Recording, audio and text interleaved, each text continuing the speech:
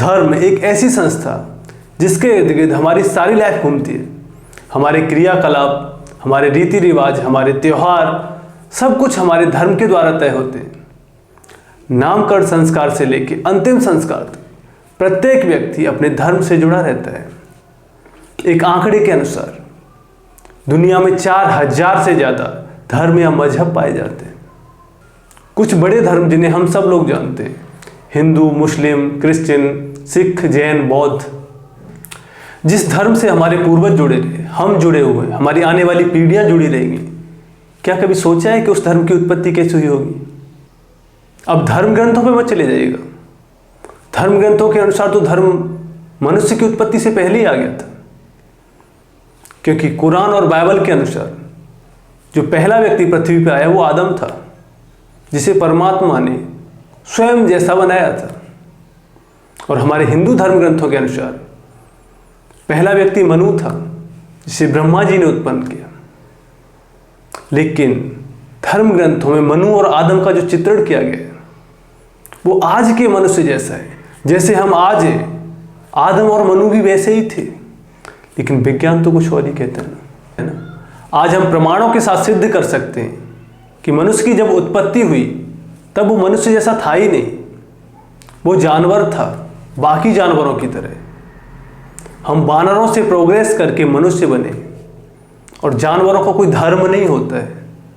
तो भूल जाइए कुछ देर के लिए कि धर्म ग्रंथों में क्या लिखा है। एक तार्किक तरीके से, एक रेशनल तरीके से देखने की कोशिश करते हैं कि धर्म की उत्पत्ति कैसे हुई।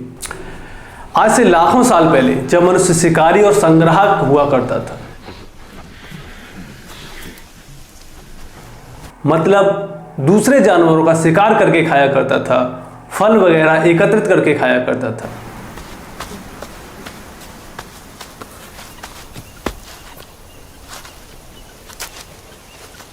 तब मनुष्य का कोई धर्म नहीं था, क्योंकि उसके पास वक्त नहीं था इन बातों को सोचने का। वो अपने में उलझा हुआ था, भोजन की आपूर्ति करने में। जरूरी नहीं कि जब उसे भूख लगती होगी तो भोजन मिल ही जाता होगा, शिकार मिल ही जाती होगी। किसी दिन भूखे पेट भी सोना पड़ता होगा। और अगर इन सब से वक्त मिलता भी था तो वो उसका उपयोग औजार बनाने में करता था, जिससे कि उसे शिकार करने में आसानी हो सके। लेकिन जैसे जैसे मनुष्य ने प्रगति की, उसने अन्न उत्पादन करना सीख लिया।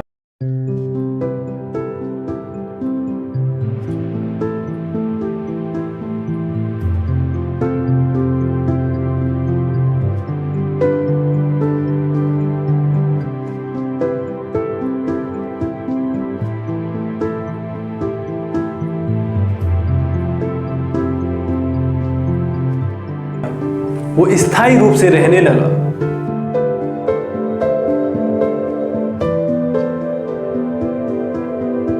तब वो निर्भर नहीं रहा शिकार करने पे, क्योंकि उसके पास अन्न का पर्याप्त भंडार था। तब उसे खाली वक्त मिला और तब उसने सोचना शुरू किया प्रकृति के बारे में। क्योंकि एक कहावत आपने सुनी होगी ना कि खाली दिमाग शैतान का घर होता है। लेकिन ये डिपेंड करता है व्यक्ति के चरित्र पर। अगर चोर और चक्कों को आप खाली दिमाग के साथ छोड़ोगे तो चोरी के बारे में सोचेंगे ना। लेकिन ये भी सच है कि जितने भी महान आविष्कार हुए वो खाली दिमाग में ही हुए। जब न्यूटन पेड़ के नीचे बैठा था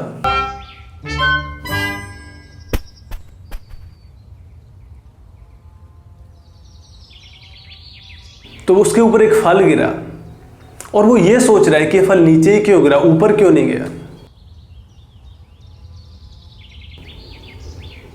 और इससे उसने गुरुत्वाकर्षण की खोज कर दी।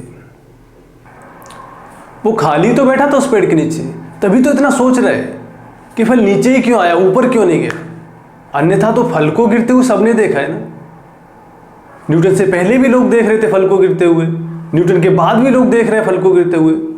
लेकिन टाइम नहीं लोगों के पास इतना सोचने का कि फल नीचे क्यों आ रहा है, ऊपर क्यों नहीं जा रहा है। अरे फल नीचे आए, ऊपर जाए, लेफ्ट राइट जाए, कहीं भी यार, लोगों को क्या फर्क पड़ता है। लोग बिजी हैं। एक और बात, जब तक किसी व्यक्ति की बेसिक नीड्स पूरी नहीं हो जाती वो कोई क्रिएटिव, कोई इनोवेटिव काम नहीं कर सकता, क्योंकि उसका ध्यान वहीं अटका रहता है, रोटी, कपड़ा, मकान पे।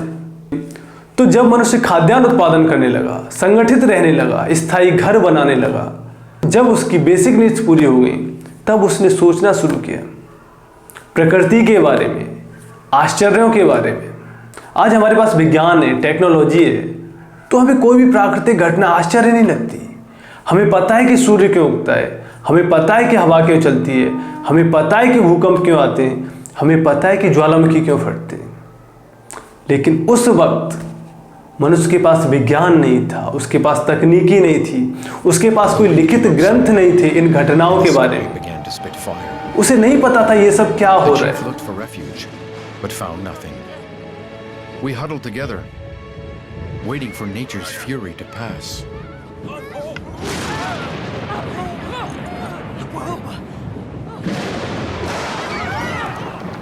तो ये जो प्राकृतिक घटनाएं थी उसके लिए सबसे बड़े आश्चर्य, सबसे बड़ी पहेली हुआ करते थे।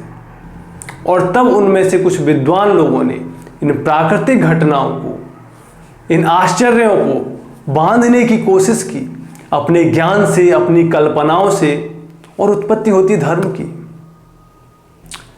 कल्पना कीजिए कि आज से 5000 वर्ष पूर्व लोग प्रकृति को ऑब्जर्व कर रहे हैं। उनके पास कोई पूर्व ज्ञान नहीं है, उन्हें खुद ऑब्जर्व करना है और खुद निष्कर्ष निकालने। प्रतिदिन सुबह जब लोग जागते हैं तो सूर्य को पूर्व से उगते हुए देखते हैं और शाम को वो पश्चिम में छिप जाता है। लेकिन आश्चर्य की बात यह है कि वो अगले दिन फिर से कैसे पूर्व में आ जाता है। मतलब ये कि पूर्व से पश्चिम को जाते हुए सबने देखा, लेकिन पश्चिम से पूर्व को जाते हुए तो किसी को दिखाई नहीं ना। क्या वो लाइट ऑफ करके चला गया? है ना आश्चर्य। उस समय उन्हें नहीं पता था कि पृथ्वी गोल है और अपनी धुरी पे घूर्णन करती है। उन्हें यह भी नहीं पता था कि सूर्य में प्रकाश कहां से आता है। उन्हें यह भी नहीं पता था कि सूर्य में ऊष्मा कहां से आती है। और अब ये सोचिए कि उस वक्त लोगों की सूर्य पर निर्भरता कितनी थी। आज हमारे पास प्रकाश के लिए, ऊष्मा के लिए इलेक्ट्रिसिटी है, तेल है, गैस है। फिर भी अगर सर्दियों में 4 दिन सूर्य ना निकले तो लोग कराहने लगते हैं। उस वक्त तो कुछ भी नहीं था उनके पास। वो खाना बनाने के लिए, शिकार करने के लिए, अपने दैनिक कार्य करने के लिए, ठंड से बचने के लिए पूरी तरह सूर्य पर निर्भर थे। और जब निर्भरता इतनी ज्यादा थी और उसके बारे में ज्ञान बिल्कुल नहीं था, तो उन्होंने उसका दैवीकरण कर दिया। सोचा ये कोई देवता है जो हमें जीवित रखने के लिए, हमें ठंड से बचाने के लिए प्रतिदिन उगता है। और इसके साथ ही उनके अंदर ये डर भी आ गया कि अगर इसे किसी दिन गुस्सा आ गया, ये हमसे नाराज हो गया और इसने उगना बंद कर दिया, तो हमारा क्या होगा? तो लोगों ने उसकी पूजा शुरू कर दी। Group of Homo sapiens arrives in southern Europe. This clan worships the sun. So understandably, its disappearance in the middle of the day terrifies them.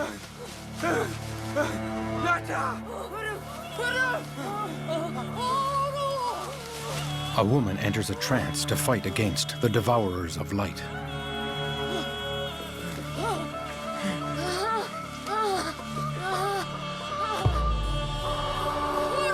It's coming back.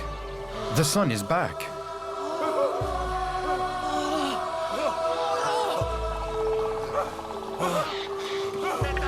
और ऐसा ही कुछ हुआ नदियों के बारे में। आपको पता होगा कि आज भी दुनिया के अधिकांश महत्वपूर्ण नगर किसी न किसी नदी के किनारे स्थित है।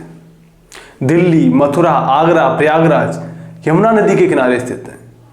वहीं कानपुर, वाराणसी, पटना, कोलकाता गंगा नदी के किनारे स्थित है। लंदन थेम्स नदी के किनारे, पेरिस सीन नदी के किनारे, न्यूयॉर्क हडसन नदी के किनारे। क्योंकि हमारी प्राचीन सभ्यता किसी न किसी नदी के किनारे फली फूली। हमारी हड़प्पा सभ्यता सिंधु नदी और उसके सहायक नदियों के किनारे पर विकसित हुई। वहीं मेसोपोटामिया की सभ्यता दजला और फरात नदियों के किनारे विकसित हुई। मिस्र की सभ्यता नील नदी के सहारे विकसित हुई। क्योंकि हमारी प्राथमिक आवश्यकता है जल। जल के बिना न तो कोई इंसान जीवित रह सकता है, न कोई पशु पक्षी। और आज की तरह पहले हैंड पंप या इलेक्ट्रिक पंप तो हुआ नहीं करते थे। लोग पूरी तरह से निर्भर थे नदियों के जल पर, स्वयं के लिए, अपने पालतू पशुओं के लिए, कृषि करने के लिए।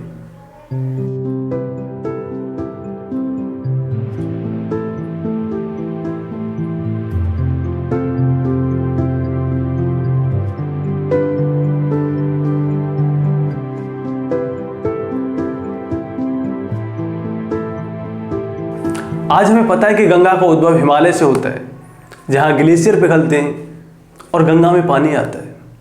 लेकिन आज से 5000 वर्ष पहले लोगों को यह नहीं पता था कि गंगा कहाँ से निकलती है, और ना ही उनकी इतनी क्षमताएं थी कि वो जाके पता लगा सकें कि गंगा में पानी कहाँ से आता है। तो उन्होंने उसका दैवीकरण कर दिया।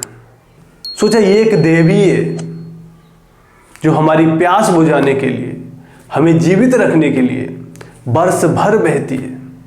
और जब बरसात के दिनों में गंगा में बाढ़ आती थी, वो उनके घरों को नष्ट कर देती थी, वो उनकी फसलों को नष्ट कर देती थी, तब लोगों को ये लगता था कि देवी हमारी किसी बात पर क्रोधित हो गई है, और वो उसे प्रसन्न करने के लिए अपने अपने तरीके से अनुष्ठान किया करते थे। और ये धारणा अब तक चलती रही। अब से कुछ वर्ष पहले तक ही लोग नदियों में आई बाढ़ को दैवी प्रकोप समझते थे, उसके लिए अनुष्ठान किया करते थे, बलियां दिया करते थे।